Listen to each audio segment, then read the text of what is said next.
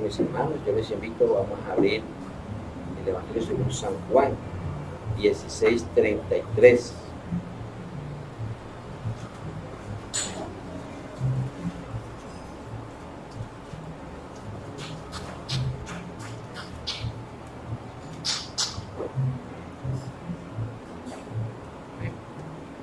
Para seguir la Escritura, en el nombre de nuestro Padre eterno, Padre, Espíritu y Espíritu Santo.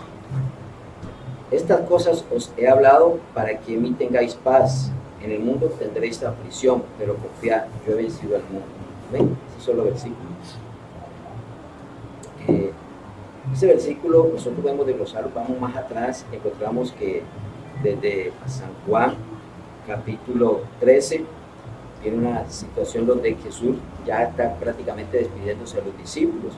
Él le lava los pies a los discípulos y sabemos que ahí mismo el Señor está hablando quién lo iba a traicionar, Judas Iscariote, dice 13:12. Y cuando cenaban, como el diablo ya había puesto en el corazón de Judas Iscariote, dijo Simón que le entregase, ¿sí? Entonces después dice en 13:21 que Jesús anuncia la traición de Judas. Dice, habiendo dicho Jesús esto, se conmovió en espíritu y declaró y dijo, de cierto digo, uno de vosotros me va a entregar, refiriéndose a Judas Iscariote. Entonces los discípulos se miraban unos a otros dudando de quién hablaba. Uno de sus discípulos, al cual Jesús amaba, estaba recostado al lado de Jesús. A este pues hizo señas Simón Pedro para que preguntase quién era aquel de quien hablaba. Gracias. Él entonces, recostado cerca del pecho de Jesús, le dijo, Señor, ¿quién es? Respondió Jesús, a quien yo diere el pan mojado, aquel es. Y mojando el pan, lo dio a Judas Iscariote, hijo de Simón. Y después del bocado, Satanás entró en él. Entonces Jesús le dijo, lo que vas a hacer, hazlo más pronto. Pero ninguno de los que estaban a la mesa entendió por qué le dijo esto. Porque algunos pensaban, puesto que Judas tenía la bolsa, que Jesús le decía, compra lo que necesitas para la fiesta, o que diese algo a los pobres. Cuando él pues hubo tomado el bocado, luego salió y era ya de noche. Entonces, vemos aquí, que aquí ya sale Judas Iscariote a entregarlo, ¿sí? Con los alguaciles, unos sacerdotes, principales sacerdotes, que ya habían tenido un acuerdo que por 30 piezas de plata. Entonces, de aquí tenemos que tener claro, comienza ya nuestro Señor Jesucristo a dar esta otra palabra que solamente la encontramos aquí en el Evangelio según San Juan, desde el capítulo 13:31 hasta acá, 17:26. Que el Señor comienza a hablarle solamente a los 11, no hasta el traicionero, ¿no? A Judas Iscariote. Dios es perfecto y sabrá por qué no le dio palabra a él, ¿sí? Entonces, cuando ya sale Judas Iscariote, el Señor comienza a hablarles dice San Juan 13:31, el nuevo mandamiento. Dice, entonces cuando hubo salido, dijo Jesús, ahora es glorificado el Hijo del Hombre y Dios es glorificado en él. Si Dios es glorificado en él, Dios también lo glorificará en sí mismo y enseguida le glorificará. Hijitos, aún estaré con vosotros un poco, me buscaréis, pero como dije a los judíos, así como digo ahora a vosotros, a donde yo voy, vosotros no podéis ir. Un mandamiento nuevo os doy, que os améis unos a otros, como yo os he amado, que también os améis unos a otros. En esto conocerán todos que sois mis discípulos si tuvierais amor los unos con los otros. Pues vamos a tener un momentico aquí en este versículo 34-35 de ese nuevo mandamiento que Jesús nos trajo. De igual forma lo encontramos en Mateo, cuando el Señor Jesucristo comenzó a dar esta palabra en el Sermón del Monte. Encontramos nosotros en San Mateo 5:38, dice, oíste que fue dicho, ojo por ojo y diente por diente, lo que dice la ley. Pero yo os digo, dice el Señor Jesucristo, no resistáis al que es malo, antes a cualquiera que te hiera la mejilla derecha, vuélvele también la otra. Leerla, aprendérsela, ser muy bonita, pero estamos dispuestos cuando acontezca en su momento esto, ¿sí? Y al que quiera ponerte a pleito y quitarte la túnica, déjale también la capa, y a cualquiera que te obligue a llevar carga por 1 milla, ve con el 2, al que te pida, dale, y al que quiera tomar de ti prestado, no se lo rehuses. Oíste que fue dicho, otra vez vuelve el Señor Jesús a decir lo que dice la ley, amarás a tu prójimo y aborrecerás a tu enemigo, eso estaba en la ley. Pero yo os digo, viene Jesús, dice, amad a vuestros enemigos, bendecid a los que os maldicen, haced bien a los que os aborrecen, llorad por los que os ultrajan y os persiguen. Leyendo este versículo 44, uno normal, cuando uno va a visitas de enfermos, hospitales, o personas que tienen alguna situación que de pronto están a punto de, ya pues uno ya su ataque se lo lleva, personas que ya han conocido de Cristo, personas que han aceptado a Jesucristo como su Salvador, personas que se muestran como cristianos.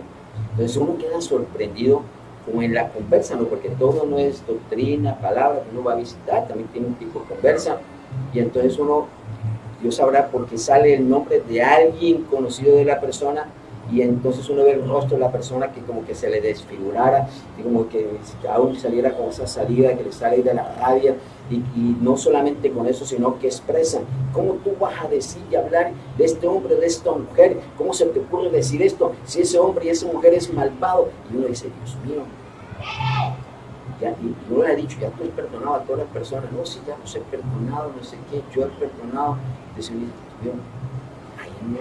Por los frutos los conoceréis. O sea que no hay un verdadero perdón. Todavía le quedan otras personas que en su tiempo le han hecho daño. Entonces, es por eso que dice aquí, pero yo digo, amad a vuestros enemigos, bendecid a los que os maldicen, haced bien a los que os aborrecen, llorad por los que os ultrajan y os persiguen. Entonces, no solamente que nos la aprendamos de memoria, sino que verdaderamente nosotros le digamos, Señor, sí, ayúdame a perdonar al enemigo, ayúdame a que yo lo ame de corazón. Pero es que una vez queda extrañado que habla de uno de ciertas personas y entonces en el rostro se ve de la persona como que es que no necesita decir palabras, que tiene odio, que lo rechaza, que lo repudia, que quiere que esa persona se muera, que se desaparezca, que le conduzca lo peor. Y uno dice, ay Dios mío, ¿dónde está esa enseñanza de Jesús del amor? Porque Dios es amor, ¿sí? Y uno llega acá a primera epístola de Juan, nos habla, recuerda una vez más que Dios es amor, primera epístola de Juan, capítulo 3, 4, versículo 7, dice, Dios es amor, amados, amémonos unos a otros, porque el amor es de Dios. No acabamos de leer aquí también en el nuevo mandamiento que Jesús dijo, el San Juan 3:34, un mandamiento nuevo doy, que os améis unos a otros, como yo os he amado, que también os améis unos a otros. En esto conocerán todos que sois mis discípulos, si tuviereis amor los unos con los otros.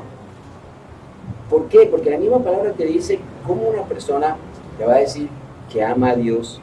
Sí, dice el versículo 1 Juan 4:8, el que no ama no ha conocido a Dios.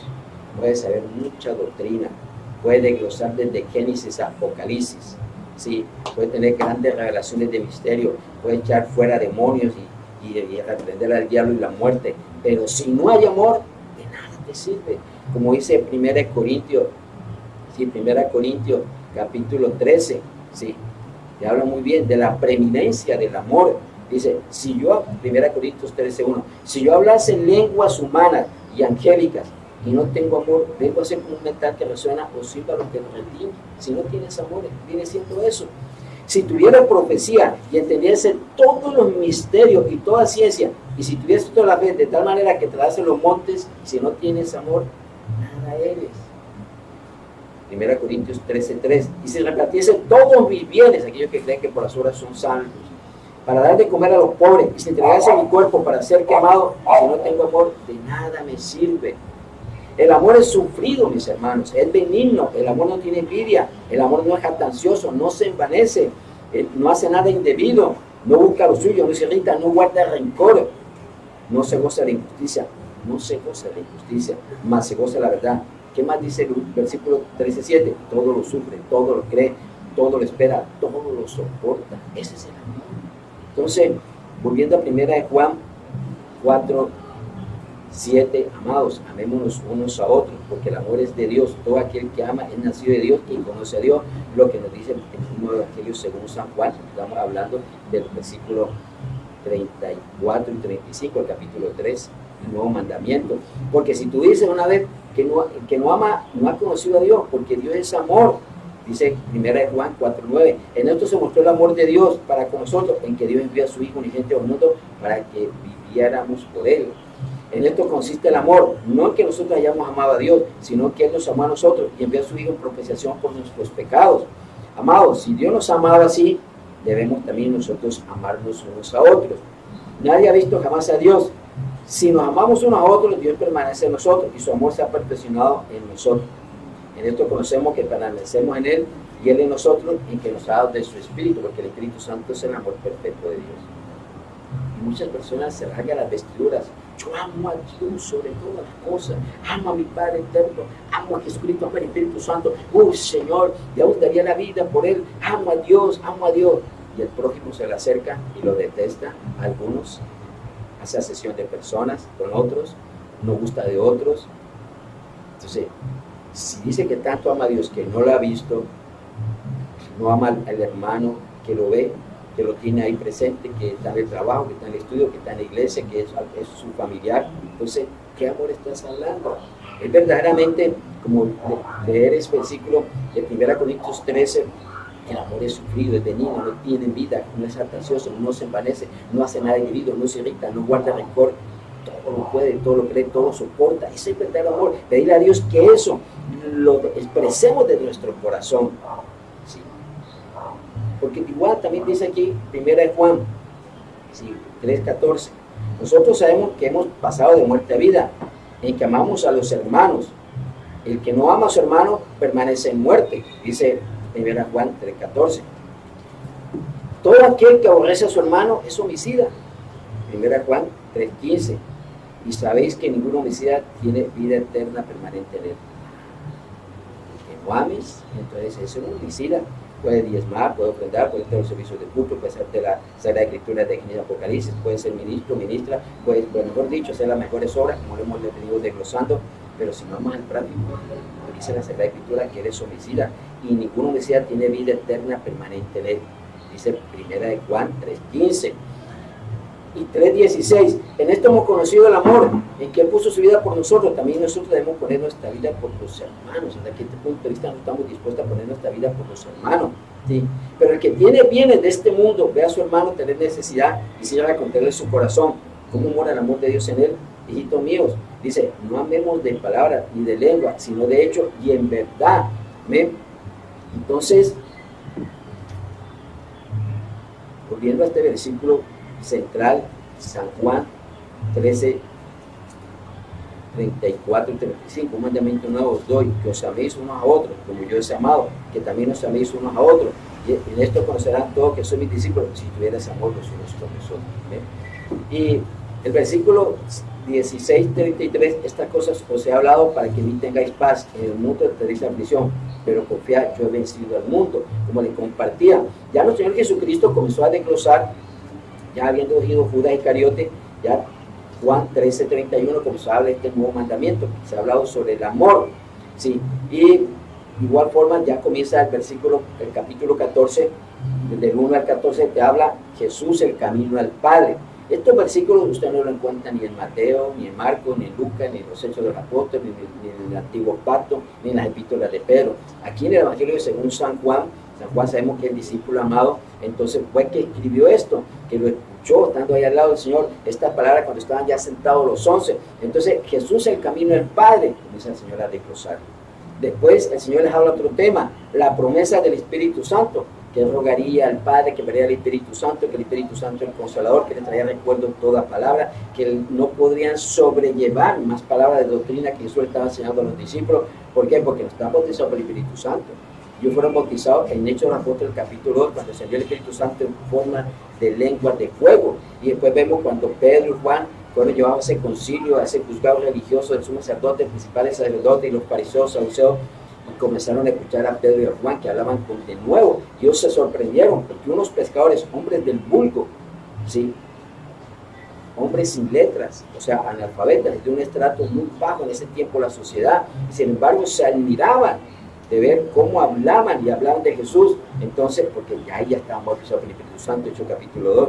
Entonces Dios habla, San Juan, capítulo 14, versículo 15 en adelante, hasta el 31, habla del Consolador que enviaría el Espíritu Santo, ¿sí? Y ya en el capítulo 15, del 1 al 17, habla de Jesús, la vid verdadera, que aquí Dios nos ha hablado a través de los ministros que nos hablan de unos temas muy hermosos, sobre que Él es el pámpano, ¿sí? Él es la vid, perdón, y nosotros somos los pámpanos. Jesús dice, yo soy la vid verdadera, y mi Padre es el labrador. Entonces, el Señor después habla en San Juan 15, 18, el mundo se aborrecerá Si el mundo se aborrece, sabe que a mí me ha aborrecido antes que a nosotros, que a vosotros. Si fuera del mundo, el mundo amaría lo suyo, pero porque no soy del mundo, antes yo os elegí del mundo, por eso el mundo los aborrece. Y ahí comienza el Señor a desglosarle, ¿sí? A enseñar a los discípulos, palabra que también nos queda para nosotros los cristianos, de qué es lo que nos espera cuando nosotros nos afirmamos con Cristo. Y después les habla sobre la obra del Espíritu Santo. San Juan 16, del versículo 4 en adelante, dice el Señor, el que estaba compartiendo, el que pues ellos no estaban bautizados por el Espíritu Santo, por eso no pueden recibir más enseñanza del Señor, como dice San Juan 16:12, dice el Señor, aún tengo muchas cosas que deciros, pero ahora no las podéis sobrellevar, les dijo Jesús, porque no está bautizado por el Espíritu Santo. Pero cuando venga el Espíritu de verdad, Él os guiará toda la verdad, porque no hablará por su propia cuenta, sino que hablará todo lo que oyere y os hará saber las cosas que habrán de venir.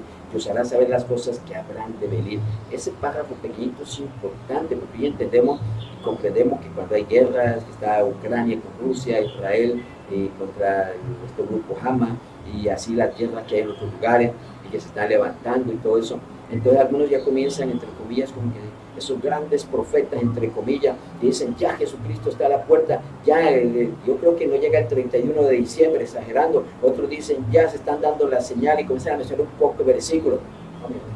El único que nos va a decir la verdad es el Espíritu Santo. Hoy en día hay muchos cursos, muchos diplomados, hay muchas enseñanzas, ¿sí? Solamente hay que discernir aquellas que vengan del Espíritu Santo. Hay que discernir, ¿sí? Porque ya hemos hablado aquí, tenemos claro que Dios usa a sus ministros, usa a sus maestros, usa a sus siervos para revelar misterios y para enseñar, pero nos toca a nosotros discernir verdaderamente lo que viene del Espíritu Santo y lo que es ya doctrina de hombre o que tiene sus pensamientos muy personales. Entonces por eso dice aquí, pero aún dice ese último párrafo, dice, y os hará saber las cosas que habrán de venir, ¿sí? Entonces después el Señor Jesús que sigue desglosando, dice el San Juan 16, 25 al 33, yo he vencido al mundo. Entonces qué bendición que Jesucristo ya venció a Satanás, venció a la muerte, venció a los hombres fuertes, los ángeles caídos, venció a los demonios, ángeles caídos, venció al pecado, venció a todos ellos. Y por eso que aquí nos habla San Juan 16, dice 16:7, pero yo os digo la verdad, os conviene que yo me vaya, porque si no me fuera el Consolador no vendría a vosotros, mas si me fuera os lo enviaré, y cuando Él venga convencerá al mundo de pecado, de justicia y de juicio. Esas tres palabras, convencerá al mundo de pecado, de justicia y de juicio. De pecado porque cuanto no creen en mí, dice Jesucristo. De justicia por cuanto voy al Padre y no me veréis más. Y de juicio por cuanto el príncipe de este mundo ha sido ya juzgado. Entonces lo que dice, yo he vencido al mundo. Jesús venció a todos estos enemigos, venció al pecado y todo. Y después nuestro Señor Jesucristo pues nos habla, es el último tema que les dice a los 11 discípulos. Jesús ora por sus discípulos, que nos habla de esa unidad de que tenemos que tener con el Padre, con el Hijo, con el Espíritu Santo, esa unidad de la iglesia que debemos tener con el Padre, Jesús y el Espíritu Santo. Y aquí termina el Señor el versículo que nos dio esta mañana, San Juan 17:33, estas cosas os he hablado para que en mí tengáis paz. Entonces, la paz no la trae un gobernante, la paz no la trae ninguna fórmula matemática ni científica humana. La paz solamente la trae Cristo. La paz solamente la trae Cristo. Yo me trae recuerdo aquí una oportunidad, en una ocasión, de que me invitó un pastor a un territorio de aquí en Colombia, en una finca apartada, y había, creo que como sabía que había sido militar y que ahora es pastor, y en ese tiempo, pues, cuando al otro día, era como una semana, que era un retiro espiritual y se iban a compartir muchos temas. Y bueno, al otro día cuando se estaban presentando, pues para mí fue sorpresa porque no me había dicho qué actividad iba a hacer. Y entonces me sorprendí porque sorprendí con gozo, ¿no? Claro está, que a mi mano derecha, entre hombres y mujeres, había como 20 a 30 hombres que habían sido el grupo de derecha. Y a mi mano izquierda como otros 20 o 30 entre hombres y mujeres del grupo de izquierda. Y entonces, pero verdaderos cristianos evangélicos, verdaderos hombres y mujeres de Dios, algunos de ellos, la gran mayoría, ministros de Cristo, haciendo la obra en esos territorios hostiles, que comúnmente se le llaman zonas rojas de peligro. Pero a mí lo que me sorprendió hablando de esto, que el Señor dice que trae la paz, dice, esta cosa os he hablado para que en mí tengáis paz.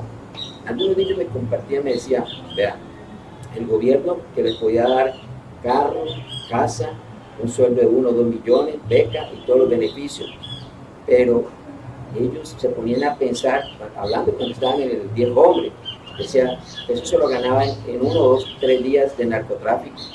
Sí, eso no les servía para nada. Entonces ellos mismos me compartían.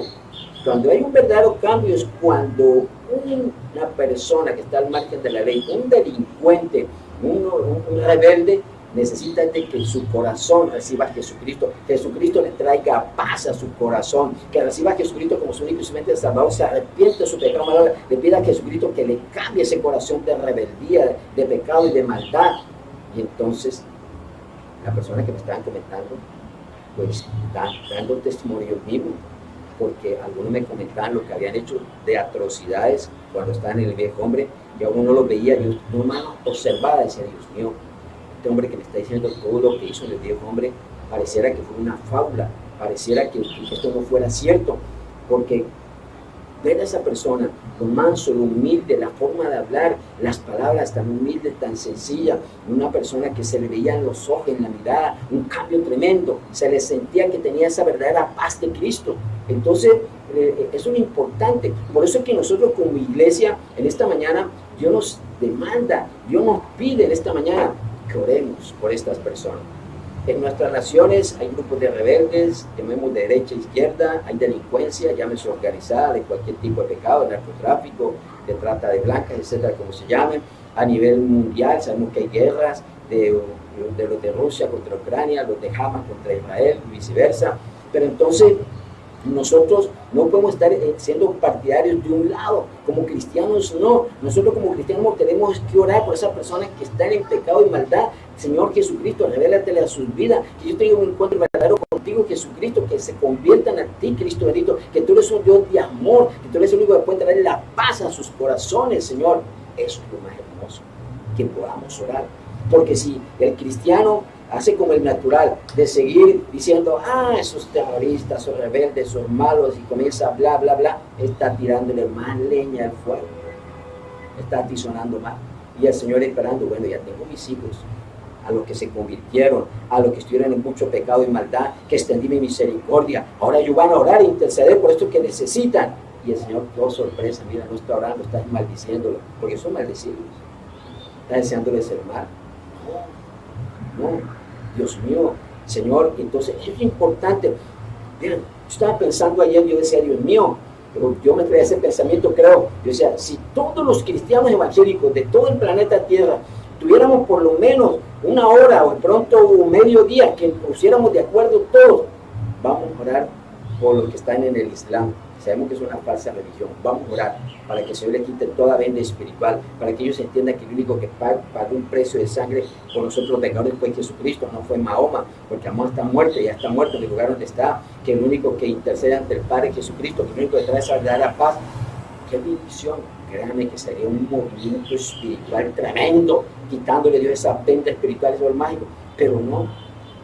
Entonces a veces caemos, sí, porque en su momento lo he hecho, tenemos que corregir, sí, en su momento uno lo hace, es de que hablando mal, que debía morirse, que no sé qué, palabras de maldición, no. Entonces es importante que nosotros como iglesia no dejemos de orar e interceder, y por eso ese desglose que el Señor hizo esta mañana en cuanto al amor, perdonar al enemigo, bendecirlo. Y si nosotros decimos que tenemos a Dios en el corazón, debemos expresar amor, orar, interceder por los enemigos.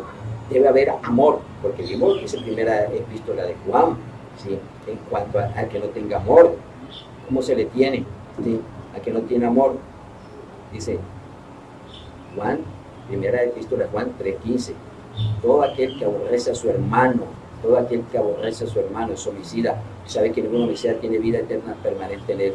Entonces, el versículo 4:8 de primera de Juan, el que no ama, no ha conocido a Dios, porque Dios es amor, ¿sí? Entonces, es importante en esto, de que nosotros podamos orar e interceder, ¿sí? Aquí en la iglesia hay un ayuno, los invitamos, que los días sábados hacemos un ayuno, intercesión, claro está, por lo que Dios coloca, hoy oramos por nuestros cónyuges, nuestros hijos, por los hermanos, por los ministros, por Colombia, por la ciudad, y a veces también oramos por Israel, oramos por los del grupo Jama, oramos por todos, aunque Dios coloque que hemos de orar e interceder, una oración muy bonita, ese ayuno de oración e intercesión, que oramos por ellos, por la iglesia perseguida, porque sabemos que indistintamente que hay en esta guerra, ahora poco creo que mataron como 20 familias en un país de África que está en servicio de culto, de igual forma esta persona que está en esa falsa religión del Islam, matándolo. Entonces hay que orar por ellos, por la iglesia perseguida que está pasando situaciones duras, difíciles, que gracias a Dios aquí en Colombia por lo menos no lo estamos pasando en el momento.